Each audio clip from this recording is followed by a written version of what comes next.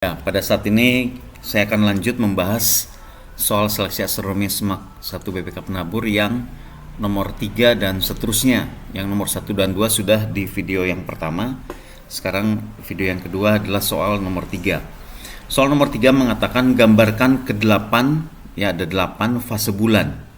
Di satu gambar saja yang terdiri dari ada buminya, ada mataharinya, dan ke-8 posisi bulan yang benar. Berikan arsiran yang benar untuk menandai bagian bulan yang gelap dan bagian bulan yang terlihat oleh mata pengamat. Nah, ini sebenarnya soal konsep ya, sejauh mana pengetahuan peserta untuk fase-fase bulan. Nah, di sini saya sudah buatkan gambarannya. Ya, di sini ada matahari. Ini yang besar ini tentu adalah sun yang memberikan sinar matahari. Kemudian ini earth ya. Kemudian bulannya ada pada 8 posisi. 1, 2, 3, 4, 5, 6, 7, dan 8 posisi. Nah, sekarang bagaimana gambar bayangan-bayangannya dan bagaimana yang dilihat oleh mata pengamat. Nah, yang pertama, bulan itu bentuknya bola dan sinarnya berasal dari sebelah kanan. Kalian mau gambar dari sebelah kiri juga boleh ya. Sama saja, yang penting gini, berarti di setiap posisi bagian bulan yang menerima sinar matahari itu udah jelas, pasti setengah. Ini gelap ya, ini bagian yang gelap, ini setengah, ini bagian yang gelap ya. Kalian bisa gambar seperti ini. Jadi ini yang kena pancaran matahari itu hanya setengah bulan, yaitu yang menghadap matahari. Nah, kira-kira seperti ini. Jadi tidak ada gambar yang bentuknya sabit ya, tidak ada gambar yang bentuknya tidak ada cahaya matahari setengah. Sama bumi juga ya, bumi juga mengalami hal yang sama. Yang menghadap matahari itu ya siang ya, bagian siang, sementara bagian setengahnya lagi ini adalah malam. Nah, ini gambar arsiran yang benar. Yang pertama seperti ini. Nah, kemudian yang kedua saya akan gambarkan untuk arsiran di mana yang melihat pengamat di bumi. Ya, perhatikan pengamat di bumi. Misalnya gambar 1 dilihat oleh pengamat di bumi yang ya, kita buat gambar pengamatnya kira-kira seperti ini. Saya kasih warna yang lain ya. Nah, nanti yang dilihat oleh pengamat apa? Pengamat tentu melihat ke arah sana. Jadi pengamat yang ada di posisi 1 ini akan melihat bulan. Dia cuma pasti ngelihat setengah bagian bulan. Cuma ini yang kelihatan, bagian terang nggak kelihatan. Maka pengamat tidak akan mengamati cahaya bulan. Ya, bulan terlihat gelap. Ini namanya bulan mati. Atau ada juga yang menyebutnya new moon atau bulan baru. Nah, bagi kalender bulan, kalender yang mengikuti peredaran bulan, posisi bulan mati atau bulan baru ini adalah tanggal 1. Selalu tanggal 1. Jadi diawali dengan yang namanya sabit yang tipis ya, hilal, sabit yang tipis. Nah, ini nanti bulan akan bergerak ke sana. Pergerakannya pasti melawan arah jarum jam. Nah, sekarang kita perhatikan yang di sini. Posisi bulan posisi kedua. Ketika orang melihat bulan pada posisi kedua, melihatnya pada pandangan ini, maka yang terlihat itu setengahnya yang menghadap pengamat. Ini yang kelihatan. Ya, ada sebagian kecil bulan yang gelap, tapi ada sebagian kecil bulan yang terang. Nah, posisi ini, bulan pada posisi ini akan terlihat oleh pengamat sebagai bulan sabit. Nah, ini ya. Ini namanya bulan sabit. Ya, ada menyebutnya bulan sabit awal. Ya, bulannya bergerak terus menjadi posisi ini. Kita gambarkan pengamat pada posisi yang ketiga. Ini posisi kedua. Ini posisi ketiga.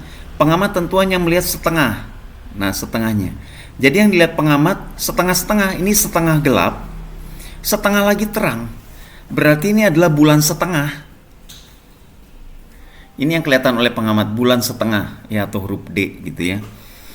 Ketika bulan pada posisi 4, Pengamat melihat tentu ke atas gini, yang dia lihat setengahnya. Nah gini, ya, yang bagian sebelah sini tentu nggak akan kelihatan oleh pengamat. Pengamat melihat bagian terang menjadi lebih besar, bagian gelap itu menjadi sedikit. Ini yang namanya bulan bungkuk atau gibbous. Ya, jadi kalau ini bulannya, nah gitu ya, ada bagian bulan yang seperti itu, tapi belum purnama, belum bulan penuh. Ketika pada posisi 5, pengamat melihat bulan, ya, yang kelihatan tentu yang ini, hanya bagian terangnya saja, tidak ada bagian gelapnya. Ini namanya full moon, atau bahasa Indonesianya adalah bulan purnama. Nah seperti ini posisinya. Yes. Ketika di posisi 6, bagaimana yang dilihat oleh pengamat? Pengamat melihat ini tentu terbagi dua sesuai arah pandang pengamat ya. Berarti bagian besarnya, bagian terangnya lebih besar dari bagian kecil. Ini bulan gibbous ya, putus-putus kita buat tapi bukan lingkaran. Nah, ini namanya gibbous atau bulan bungkuk. Gibbous, kalau ini bulan setengah atau orang menyebutnya kuartir 1. Ya, di sini bulan sabit, bulan setengah atau kuartir 1. Ini bulan gibbous, ini bulan full moon, ini bulan gibbous lagi, ya gibbous akhir. Kalau ini gibbous awal, sama-sama gibbous ya, atau bulan bungkuk kalau di Indonesia kan. Kalau yang posisi 7, pengamat akan melihat bulan sebagaimana bulan setengah ya, ya setengah yang kelihatan bagi pengamat setengah gelap, setengah terang. Ini kuartir 2. Namanya fase kuartir 2 atau kuartir akhir. Ya, gibbosnya di sini pun gibbous akhir. Kalau yang di atas gibbous awal. Kuartir 2 atau bulan setengah juga namanya. Sama. Jadi bulan setengah itu 2 kali ya, gibbous juga 2 kali. Pada posisi 8, apa yang terlihat oleh pengamat? Pengamat akan melihat posisi ini. Gelapnya lebih banyak daripada terangnya. Maka ini pun bulan sabit. Ya. Tapi sabitnya tentu sabit akhir, karena dia menuju bulan mati atau menuju bulan baru. Kemudian dia muncul lagi sebagai bulan sabit awal. Nah inilah ke-8 posisi bulan yang harus dipahami.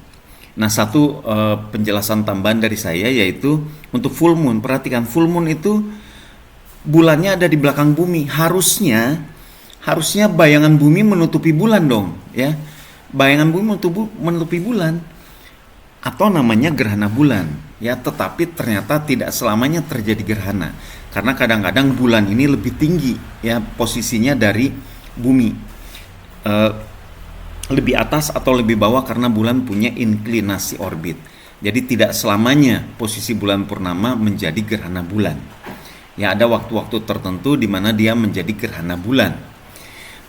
Nah ini adalah gambaran tentang fase bulan supaya dipahami. Kita lanjut soal nomor 4. Nah ini, sebuah benda dilempar dari permukaan bulan lagi ya, dengan sudut elevasi 37 derajat dan kecepatan awal 30 meter per detik. Hitung ketinggian maksimum dan jarak titik jatuh yang dicapai benda jika percepatan gravitasi bulan sebesar 1/6 dari percepatan gravitasi bumi, di mana percepatan gravitasi bumi adalah 9,81 meter per sekon kuadrat. Nah ini sebenarnya soal parabola biasa ya, soal parabola biasa. Bahkan kalau titik-titik istimewanya, ketinggian maksimum dan jarak titik jatuh ini sudah ada rumus cepatnya yang bisa kita pakai.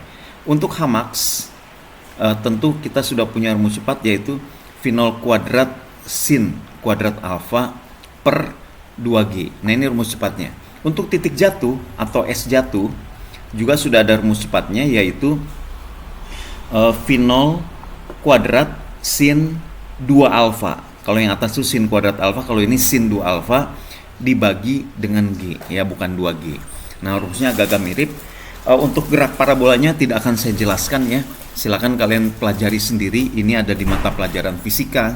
Tapi untuk soal nomor 4 sih soal mudah kalau hafal rumusnya ya. Ini sudah ada rumus cepatnya. Jadi tinggal kita isi saja 30 kuadrat kalikan sin kuadrat alfa berarti sin 37.